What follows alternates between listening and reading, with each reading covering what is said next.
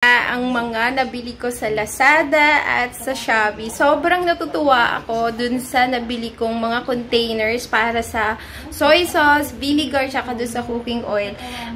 Sobrang ganda. Kahit si Ate Summer, natuwa talaga siya. Sabi nga, it's beautiful. O, diba? Doon naman sa dalawang plates na in-order ko, ganda ng design, ang ganda ng quality, walang basag, walang yung mga basag sa gilid-gilid. Kung gusto niyo bumili ng ganong style, doon sa pinagbilhan ko. At doon sa cash envelopes na nakalaminate na yung paper para hindi siya maggusot, hindi mapunit.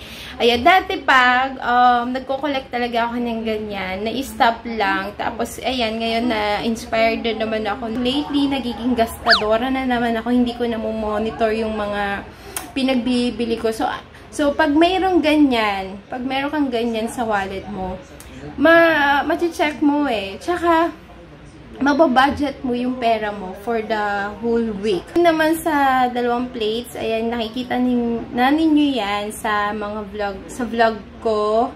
Nagamit na nila, tsaka yung mga silicone, ayan, hindi ko lang napakita. Pero ayan, kasama yan nung nabili ko. Sa Shopee din yun, yung silicone, tsaka yung mga food picks. Tapos yung dalawang casing, cellphone yun ng mga bata, yung may puppets. Ang cute, diba? So, yun, nabili ko rin yun sa Shopee, yung dalawang casing ng cellphone. Puppets daw tawag. Puppets, yan, tawag doon. Gustong-gusto ng mga bata, yun. Tapos, ayun lang.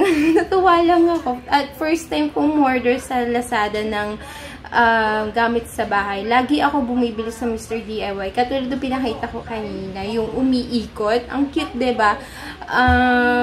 Laking, din siya, space saver kasi nandun na lahat ng mga condiments mo. So, I'll see you again on my next vlog. Bye!